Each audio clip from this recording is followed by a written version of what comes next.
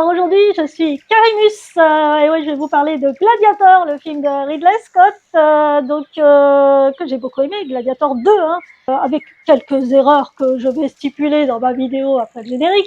Mais voilà, dans l'ensemble, c'est un film de 2h30 et j'ai pas vu le temps passer. J'ai trouvé que c'était un bon péplum, un bon moment. Après, ça n'est pas à la hauteur du tout, je dis tout de suite, de Gladiator, premier opus de l'an 2000, qui pour moi, voilà, j'ai vu 4 fois au cinéma à l'époque. Il faut savoir que le cinéma pour moi est très important parce que ça me permet d'oublier le handicap, les douleurs, tout ça. D'ailleurs hier j'avais très très mal et de voir ce film, ça m'a vraiment fait passer le temps, ça m'a vraiment fait oublier les douleurs et tout. Et c'est vrai que c'est comme la lecture, c'est comme beaucoup de choses. Quand on fait des loisirs créatifs, quand on fait des choses, on oublie qu'on plie pas les doigts, on oublie plein de choses. Et le cinéma est très important et c'est pour ça que j'en parle sur la chaîne. Je parle de films, je parle de choses qui m'ont vraiment plu. Après, j'ai pas beaucoup de temps, donc je fais pas beaucoup de critiques sur les films parce que j'en vois beaucoup et franchement, il faudrait que je fasse des critiques ensemble sur plusieurs films. En même temps, ce serait beaucoup trop long. C'est parti pour le générique et surtout n'oubliez pas le pouce en l'air, de vous abonner, de partager. Merci les héros, force et honneur.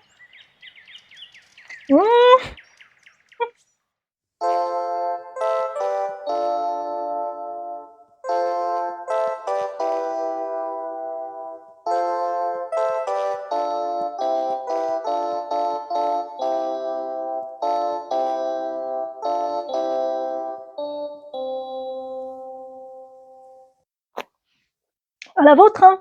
En fait, c'est du thé, je vous rassure. Donc, aujourd'hui, neige oblige, je fais une critique donc sur le film Gladiator 2. Alors, dans l'ensemble, j'ai vraiment aimé, vraiment, vraiment beaucoup aimé parce que j'ai pas vu le temps passer. On va dire qu'il y a des choses qui vont vraiment déranger sur l'histoire parce que je trouve que ça met porte-à-faux le film précédent, comme le rôle de Lucius, fils de Maximus a priori, ce qui paraît complètement absurde. En fait, il peut pas être son fils parce que Lucilla et lui auraient eu une amourette bien avant qu'elle épouse un homme avec qui elle a eu ce fils, Lucius. Et en plus, au début du premier opus, donc celui de 2000, de l'an 2000, il est sorti, je crois, le 21 juin 2000, c'était le jour de la fête de la musique. Moi, je suis allée voir Gladiator au lieu d'aller à la fête de la musique, et ouais. Et donc ils disent bien au début du film, quand il y a eu la grande bataille au début, où c'est les Germains, ou les barbares, comme ils disent. Et donc, ils ont vaincu cette armée, et à la fin, ils voient Lucilla dans une tente et ils ont l'air de ne pas s'être vus depuis très très très longtemps. Donc, et elle lui dit qu'elle a un fils de 8 ans et lui dit aussi que son fils a 8 ans. Thank you. And I hear you have a son. Yes. Lucius. He'll be nearly 8 years old. My son is also nearly 8. Donc, vu les distances, puisqu'a priori il habite en Espagne ou je sais pas où, avec sa femme, je pense pas que dans la même année il ait eu le temps de faire l'aller-retour et copuler avec l'une et copuler avec l'autre. Surtout que ça va pas du tout avec le personnage de Russell Crowe, de Gladiator, Maximus, puisqu'il est très droit, c'est un homme honorable, et aller tromper sa femme avec une autre femme, je le vois pas du tout. Donc ça m'a plutôt gêné de savoir que Lucius était son fils, surtout que c'est jamais évoqué dans le premier opus. Donc, alors pourquoi avoir voulu faire ça? Je sais pas, Ridley Scott, t'as pas eu une idée de génie sur ce coup-là? Parce que ça va pas du tout, et en plus ça aurait pu être une histoire très très intéressante sans que ce soit le fils de Maximus. Pourquoi il fallait l'associer absolument à Maximus? Donc ça m'a gêné. Surtout que il y avait plein d'histoires à développer autour du personnage de Lucius. D'ailleurs, moi j'ai pas du tout compris le début où on comprend que elle a fait partir son fils juste après le décès de Maximus, alors qu'il disait voilà, ton fils est sauvé. C'est une de ses dernières paroles avant de rejoindre sa femme. Il est voilà, tout va mieux, Commode est mort, donc Lucius va apprendre par ses pairs à commander commander Rome, commander les armées, tout ça. Il est assez jeune pour apprendre, il est assez intelligent pour apprendre. Pourquoi elle le fait fuir en pensant qu'il va être destitué, détrôné, tué Ça, c'est pas très logique. Moi, j'imagine à la fin du film que Lucius va accéder, va devenir empereur dès qu'il aura l'âge pour l'être, et qu'en attendant, il y aura une régence, soit par elle, soit par le personnage de Derek Jacobi. Derek Jacobi, c'est Gracchus hein, dans le premier opus, et il apparaît aussi dans celui-là. Hein. Donc d'ailleurs, je vais vous spoiler à la fin, hein, mais bon, là pour l'instant non. Il y a des trucs qui m'ont semblé quand même un peu bizarres. Ce retour de pourquoi Lucius doit fuir.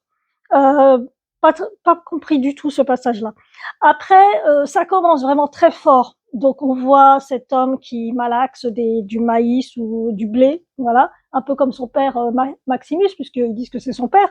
Et à ce moment-là, les lanternes de la cité, cette forteresse s'allument, ce qui veut dire que la cité est attaquée. Et donc il va aller embrasser sa femme parce qu'il est marié. Et puis il va se rendre avec elle, qui est une combattante guerrière avec un arc et tout. Et ils vont défendre la cité. Sauf que les bateaux qui arrivent en face, il y en a je crois des centaines. Et donc, ils envoient des boulets de canon. De la cité, ils envoient des boulets de canon. Donc, c'est vraiment exceptionnel sur la mise en scène. Il n'y a pas de souci là-dessus. Ridley Scott, il sait y faire. Il n'y a pas de lézard. C'est vraiment super bien fait. Alors, par contre, c'est très court. J'ai trouvé ça dommage parce que la scène va très, très vite. Alors, sa femme se fait tuer par le personnage de Marcus Acacius. Acarius. Il n'est pas acariate. Hein. Donc, c'est joué par Pedro Pascal. D'ailleurs, moi, j'avais un peu peur par rapport à Pedro Pascal parce que sa tête, toujours la même coupe de cheveux, sa petite barbichette, tout ça, sa petite moustache. Je me suis dit, c'est un peu comme tous ces films. Et j'avais un peu peur de me dire, bah tiens, c'est le personnage dans The Last of Us, c'est enfin tous les personnages qu'il a incarnés. Et ben non, en fait, il joue tellement bien que on oublie qu'il est Pedro Pascal et on voit que son personnage de Marcus Acarius, Acacius. Pourquoi je vois Acarius? Acacius. Oh les noms. Hein. J'ai beaucoup aimé son personnage, surtout qu'il est très nuancé, hein, parce qu'au début on croit que c'est vraiment le méchant de l'histoire. Mais bon, c'est lui qui va ordonner qu'on tire sur cette femme qui envoie des flèches. Hein. Normalement, bah oui, ils sont pas dans le même camp. Hein, donc, donc le personnage de Lucius va le voir et pour lui, c'est lui qui a tué sa femme. Alors les survivants de cette cité, comme d'habitude, quand on met à sac une cité, hein, on récupère des personnes pour en faire des esclaves. Lui, il part donc à Rome en étant prisonnier, et puis il va être acheté par un homme puissant de la cité de Rome. Alors c'est Denzel Washington qui joue Macrinus. Alors au départ, je pensais pas du tout que c'était lui le méchant. Alors faut savoir que je n'ai pas regardé les bandes annonces, et ça je vous conseille un truc, c'est arrêter de regarder les bandes annonces parce qu'ils vous racontent toute l'histoire dans les bandes annonces. Moi je ne supporte plus de regarder une bande annonce, ou alors faut que je la voie 6 mois à l'avance, hein, et à la rigueur j'aurais peut-être oublié des trucs. Mais là, heureusement, moi j'ai pas regardé les interviews, j'ai rien vu, donc j'étais vraiment surprise par son personnage. C'est hyper visuel, c'est bien fait, le début vous entraîne vraiment dans l'histoire. Mais vous pensez que c'est une histoire de vengeance, que Lucius, qui veut, c'est venger sa femme en arrivant à Rome et essayer de tuer le général. Sauf que ça devient autre chose. C'est plus une histoire de vengeance, c'est plus la même histoire que dans Gladiator où Maximus, lui, c'est une histoire de vengeance, on tue sa femme. D'ailleurs, on a beaucoup d'émotions. D'ailleurs, dans le film Gladiator, contrairement à ce film-là, j'ai trouvé que dans Gladiator de 2000, il y a énormément d'émotions, des dialogues époustouflants, Commode avec son père, Marc Aurèle, quand il l'assassine d'ailleurs. Qu'est-ce qu'il y a en moi que tu aides tant? César. Père. Commode, tes fautes de fils sont mes défaillances de père. Les dialogues sont bons, tous les dialogues du film sont bons, les dialogues de Gracchus sont bons, tous les personnages. Il y a aussi Proximo, joué par Olivier Reed, qui meurt d'ailleurs pendant le tournage, à 3 semaines de la fin du tournage, dans l'année ils ont dû tourner en 1999. Donc cet acteur va mourir et ils vont devoir faire son visage en effets spéciaux, parce qu'il avait une scène cruciale d'ailleurs qui n'est pas faite telle qu'elle aurait dû être faite, parce que forcément ils n'avaient pas beaucoup de moyens, et à l'époque ça coûtait cher de faire ça. C'est pas comme maintenant, on arrive à faire des trucs de dingue avec la motion capture. Donc d'ailleurs, en parlant de motion capture, pour les scènes d'arène où à un moment donné il y a des animaux et dont des macaques, des chimpanzés, enfin, je sais plus ce que c'est comme animal. Ah purée, mais ils sont super mal faits le CGI là à ce moment-là, mais c'est n'importe quoi quoi. Vraiment, c'était moche. On voyait que c'était 3D. Je sais pas ce que c'était en fait, hein. Mais ils auraient pu utiliser la motion capture, prendre des vrais acteurs, un peu comme dans La Planète des Singes, on a vu comment c'est joué, ou Gollum, qui est joué par le même acteur d'ailleurs. Donc, je comprends pas pourquoi ils ont pas fait ça, parce que c'est vraiment dégueulasse au niveau des, des macaques. C'est vraiment mal fait. J'ai même trouvé que ceux de Hunger Games du deuxième opus étaient beaucoup mieux faits dans ce film-là que dans Gladiator, qui est quand même de cette année, quoi, Gladiator 2. Alors, ouais, ça m'a gêné. Alors, les Vélations, c'était des animaux qui combattaient dans les arènes des gladiateurs, donc ça a toujours existé. Ça, c'est pas le problème, mais là, c'était vraiment mal fait. Alors, il y a aussi la scène avec le rhinocéros. Alors, le rhinocéros, j'ai trouvé ça super bien fait par rapport au singe, hein. Et le rhinocéros, franchement, très bien fait, les mouvements, tout ça, enfin, tout était bien fait. Alors, le truc qui m'a gêné, par contre, c'est le fléau d'arbre, le goupillon, là, le truc, là, la petite boule avec des pics. Bah, ça, c'est plutôt moyenâgeux, hein, donc là, on est quand même, je sais pas, soit au début du an zéro, soit 3 siècles avant l'an zéro, ou 3 siècles après, je ne sais plus. Ça n'existait pas. Donc, donc ça aussi, il y a des. Mais bon, on s'en fiche. Bon, tout ça ne m'a pas vraiment gêné parce que, à part les singes, hein, franchement, les singes, j'ai trouvé ça cata. Tout ça m'a pas gêné parce que on est face à un péplum. C'est pas censé être une vérité historique. Si on veut avoir une vérité historique, on regarde des reportages, on lit des bouquins là-dessus. Donc tout ça, ça ne me dérange pas. Dans le premier Gladiator, il y avait des tas d'anachronismes aussi, hein, des tas de choses qui n'allaient pas. Et pourtant, le film a cartonné. Et moi, je l'ai vu 4 fois au cinéma. La carte UGC à l'époque, hein, illimitée, donc je pouvais y aller autant que je voulais. Et d'ailleurs, c'était la même année où le premier X-Men est sorti, hein. Donc cette année-là, on a eu pas mal de films super. Magnolia aussi, que j'avais adoré. Enfin, il y avait plein de films cette année-là. L'année 2000, il y a eu American Beauty. Enfin, voilà, quoi. C'est une année exceptionnelle, l'an 2000. Ça m'a pas gêné parce que, voilà, on peut y aller. C'est du fantastique pour moi. C'est pas une réalité historique. Et même la scène avec les bateaux, le Colisée qui est empli d'eau, et on imagine que là c'est des gros bateaux, hein, donc le fond de cale est quand même assez bas. C'est pas possible. C'était pas dans le Colisée en tout cas. Il y a eu des batailles navales dans des arènes, mais c'est pas au Colisée à Rome. Alors les nomachis, c'était des batailles navales et ça avait lieu dans des arènes spécifiques, et je crois qu'il y en a pas eu tant que ça, hein, mais c'était sûrement pas au Colisée. Donc voilà, donc il y avait eu des combats de bateaux, et c'était pas des gros bateaux comme ça c'est sûr. Et des requins, je crois pas, hein. Les requins, j'y crois pas trop.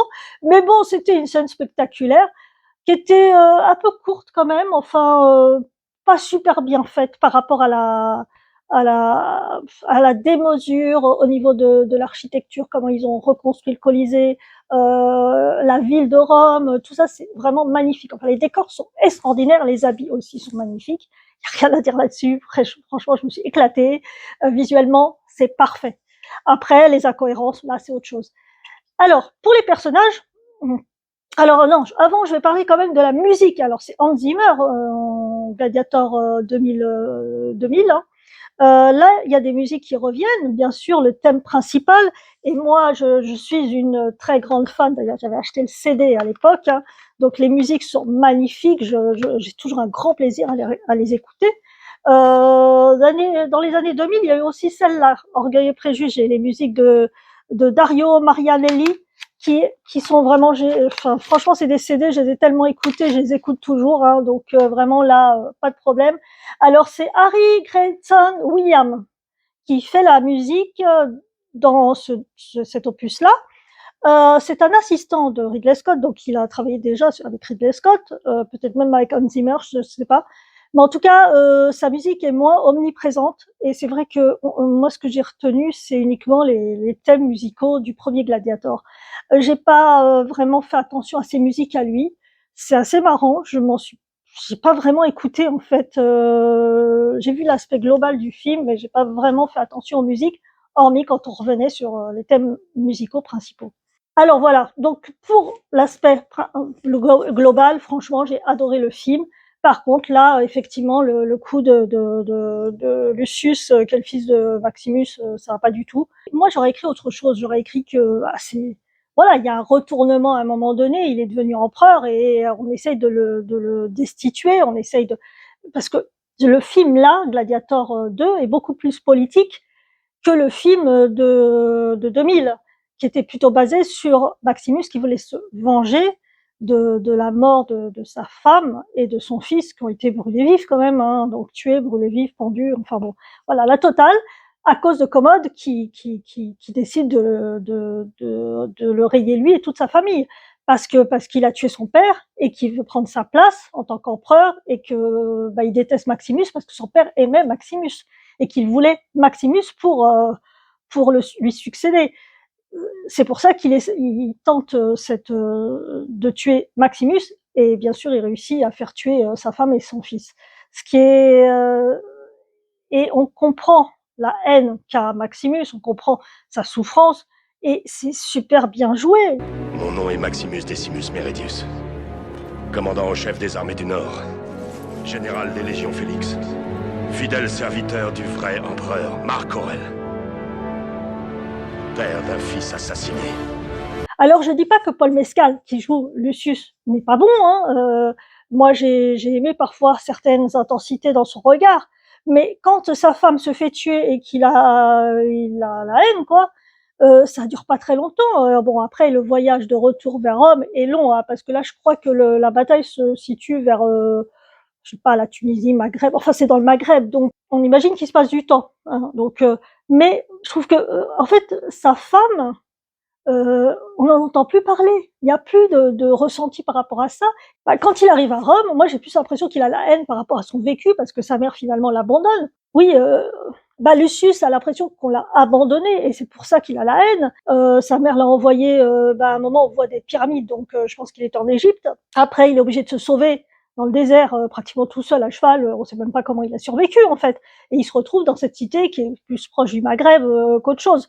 Donc ça veut dire qu'il en a fait du chemin quand même, hein, pour arriver là. Donc quand il arrive à Rome, c'est parce qu'il veut récupérer ce qu'on lui a pris. Il veut. Enfin, je ne sais même pas ce qu'il veut en fait, parce qu'il a la haine pour sa mère déjà, parce qu'elle l'a abandonné. D'ailleurs, il y a une scène avec elle qui est, il l'envoie vraiment, il l'envoie chier. Hein, donc voilà, c'est une scène qui est assez terrible pour le personnage de Lucilla parce qu'on comprend dès le départ qu'elle veut sauver la vie de son fils.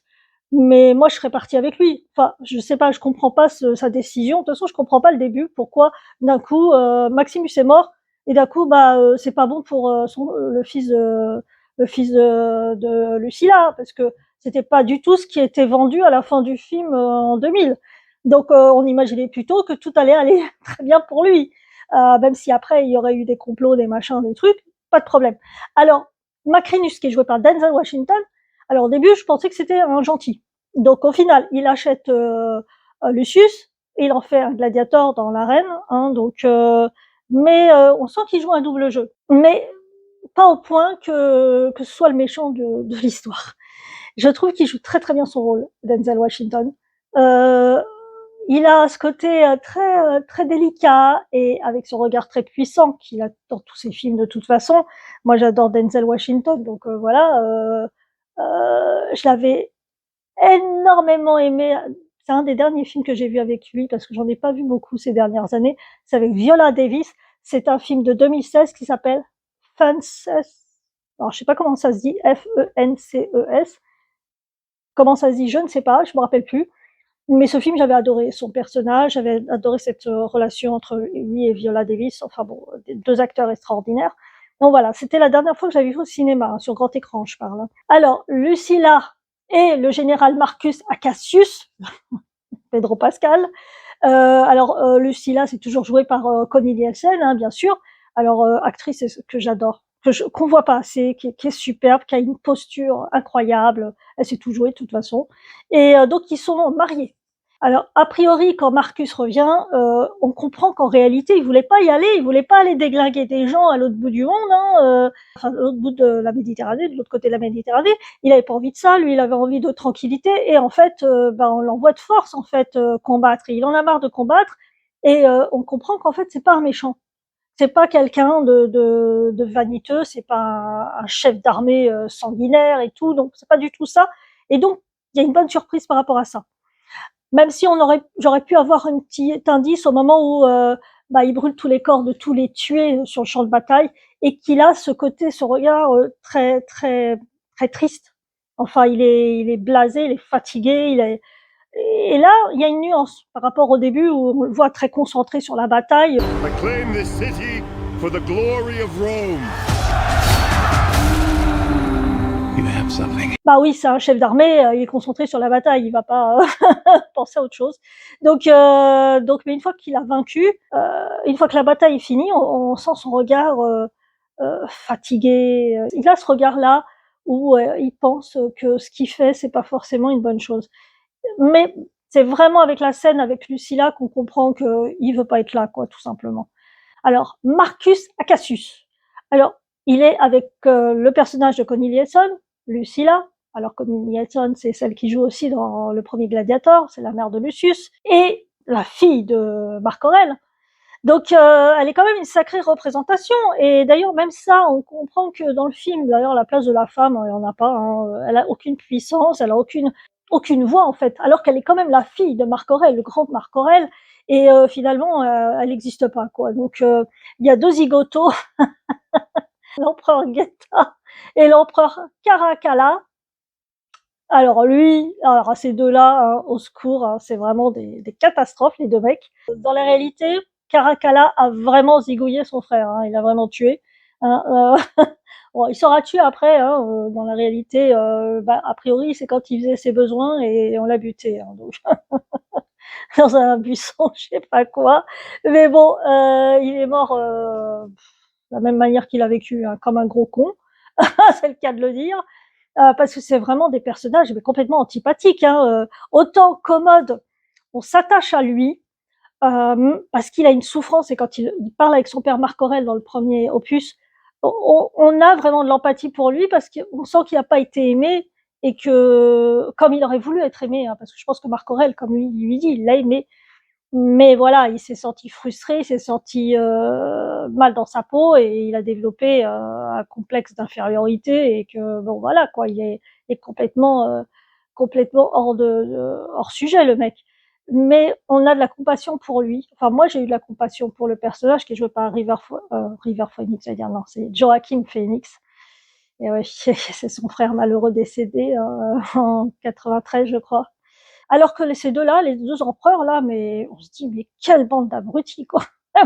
J'ai dit c'est quoi ces mecs.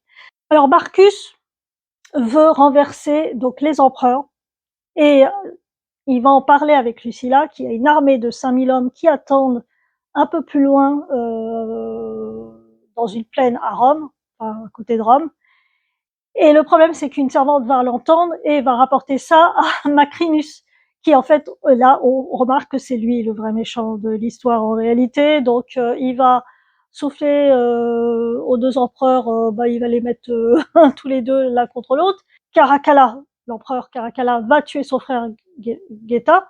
Alors bien sûr avec l'aide de Macrinus hein, quand même parce que effectivement l'autre est là avec l'épée, il n'ose pas enfoncer ça dans la gorge de son frère et l'autre va appuyer dessus et il va buter bien sûr. Donc à ce moment-là, il va retourner le Sénat, il va les emprisonner dans l'arène, une sorte de grand chariot et où sont attachés les sénateurs et au centre en haut Lucilla parce qu'il estime qu'elle l'a trahi parce qu'elle a voulu attaquer Rome quand même. Alors, petite conclusion, hein, on va faire Ridley Scott. Pour moi, il aurait dû se détacher du personnage de Maximus et ainsi créer une nouvelle histoire parce que là, franchement, je trouve que c'est du copier-coller pour beaucoup. Et pour le reste, ça tient pas trop le bout. Même s'il pouvait y avoir un hommage à ce personnage hein, de Maximus, bien sûr, hein, comme sur la pierre tombale. D'ailleurs, je vais revenir dessus. Alors, les émotions dans ce film que j'ai eu, en fait, elles ont tout un rapport avec Maximus, c'est-à-dire soit la musique de Hans Zimmer qui vient éclipser la musique de Harry Gregson Williams, hein, j'espère que ça se dit comme ça. Donc, en réalité, les émotions que j'ai eues, ouais, viennent que de Maximus, en fait, enfin, du premier film. L'acteur qui incarne Lucius, Paul Mescal, n'est pas omniprésent, comme l'était Russell Crowe d'ailleurs, parce que Russell Crowe était dans tout le film, alors que Paul Mescal, il a plein de scènes où il apparaît pas du tout. Voilà. Et puis, j'ai trouvé, moi, charismatique, voilà, j'ai pas, il est pas mauvais, hein, comme je disais, mais c'est pas non plus, moi, il m'a pas mis en transe, quoi, on va dire. Donc, contrairement à Russell Crowe à l'époque. Et même maintenant, parce que j'ai revu le film là. Effectivement, ce n'est pas un documentaire dans les anachronismes, genre mélange dans l'état militaire ou civil sur diverses époques, ça me dérange pas du tout, mais vraiment pas du tout. Alors les gladiateurs qui chevauchent un rhino, ça m'a plutôt amusé avec en plus le fléau d'armes, qui est aussi appelé goupillon, hein, pour la petite histoire. Et puis bah les requins, hi hi hi hi hi. Ça m'a bien fait marrer. Par contre, un petit truc qui m'a fait rire aussi, c'est sur la pierre tombale, sur le mur, dans le Colisée, là, quand Lucius vient voir la pierre tombale où est gravé le nom de son père. Enfin, sauf que bon, ils l'ont effacé, quoi. C'est écrit en latin.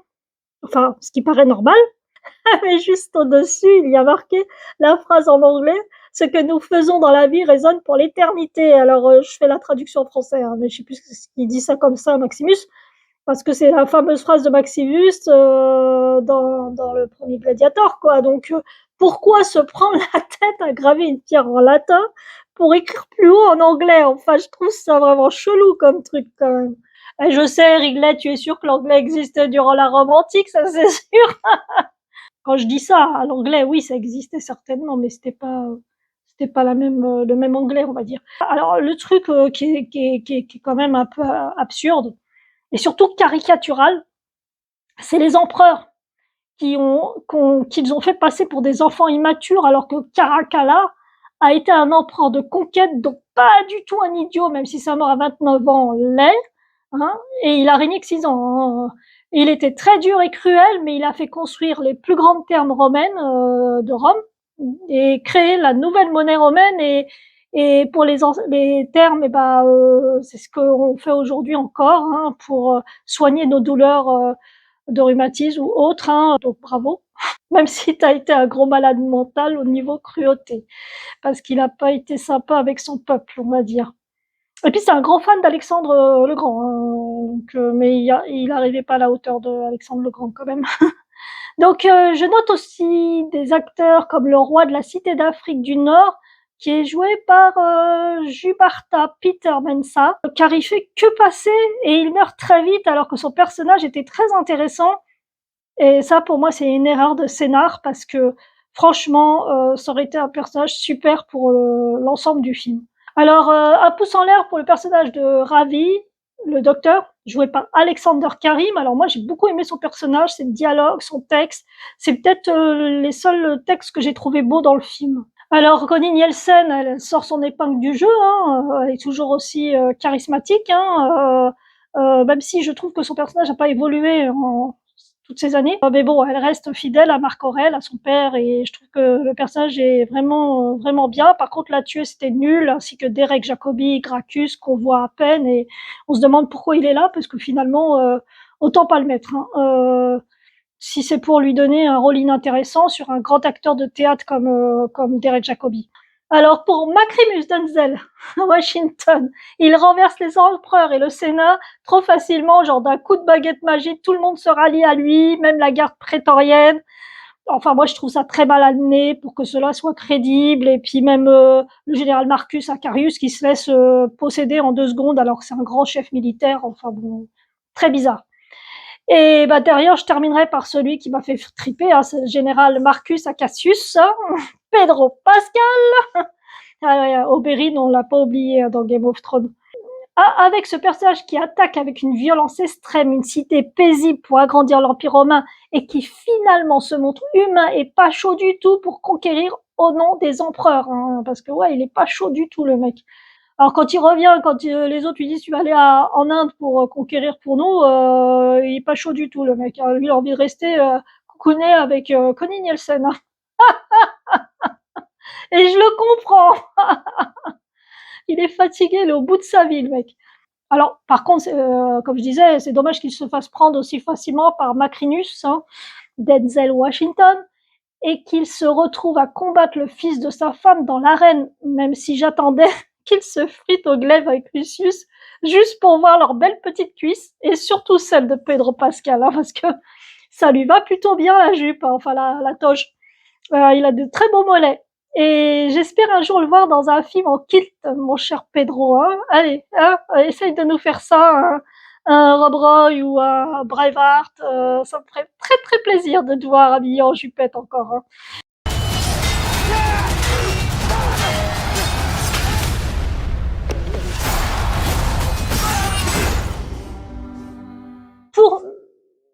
Pour l'ensemble du film, j'ai aimé, j'ai passé 2h30, j'ai même pas vu les 2h30 passer. J'ai trouvé qu'il y avait des super décors, des super scènes spectaculaires. Franchement, on en prend plein les yeux. C'est un des plus grands films d'action que j'ai vu depuis quelques années, parce que franchement, il y a très peu de films qui peuvent rivaliser avec ça depuis très longtemps, parce que même les Marvel, c'est une catastrophe. Donc franchement, je vous conseille d'aller le voir. Rien que pour ça, ça vaut le coup. Et rien que pour ça aussi, parce que ça, moi en tant que personne qui en hiver a beaucoup de mal, hein, la neige au secours, j'ai besoin d'aller au cinéma, j'ai besoin de voir des choses. Et le cinéma, ça me permet de m'évader. Et avec un handicap, c'est vrai que moi, le cinéma m'a toujours beaucoup apporté. Et des péplums de ce type-là, franchement, il y en a pratiquement jamais. Donc voilà. Donc même s'il y a des erreurs scénaristiques, même s'il y a des trucs, c'est un bon film. C'est un film qu'il faut vraiment aller voir. Je crois que le premier était à 4 millions de spectateurs, je crois. Donc celui-là, je sais pas combien il ira en France. De toute façon, dans le monde, hein, il avait rapporté énormément. Hein, je crois dans les 400 millions ou 500 millions de dollars de recettes à l'époque. Je pense que celui-là ira pareil, mais là, il coûte déjà 200 millions ou 300, 300 millions, je sais plus combien il a coûté. Donc, il coûte très très cher. D'ailleurs, Denzel Washington disait que il n'a jamais participé à un tournage de cette envergure. Donc, vraiment, ça vaut le coup d'être vu. Même si j'ai des critiques négatives sur beaucoup de choses, ça reste un bon film et bien au-dessus de ce qu'on a l'habitude de voir depuis quelques années. This won't survive. You must help him. Strength among us! I don't fight for power. Donc voilà, c'est pour ça qu'il faut y aller quand même. Et vous allez passer un bon moment. Et le pouce en l'air, hein, pas ça, hein, ça. Et comme les gladiateurs, même si ça n'existait pas à l'époque, le pouce en l'air, abonnez-vous, partagez, commentez, faites vivre cette chaîne. Elle en a besoin parce que là, j'arrive à mes 3 ans de la chaîne. Je fais des vidéos où je travaille beaucoup dessus. Et je trouve dommage qu'il n'y ait pas beaucoup de vues. Donc je commence à me dire, est-ce que je vais continuer? Donc si soit vous me soutenez, vous partagez, vous commentez, vous faites des choses pour que cette chaîne continue, soit je vais finir par arrêter de toute façon. Voilà. Et ce sera dommage parce que j'ai vraiment pas envie d'arrêter. En plus, j'ai plein de choses à raconter, j'ai plein de choses à dire parce que le handicap, c'est compliqué. Pour me rendre à Maquiné, à Brochamp, toutes les rues sont en travaux, c'est une horreur. Les personnes handicapées ont galère pour arriver à nos rendez-vous. C'est compliqué et il faut soutenir. Et je vois qu'il n'y a même pas beaucoup de personnes en situation de handicap qui soutiennent la chaîne. Donc, allez-y, abonnez-vous, partagez, commentez. Merci beaucoup. À bientôt pour de nouvelles aventures sur la chaîne. Allez, au revoir les héros!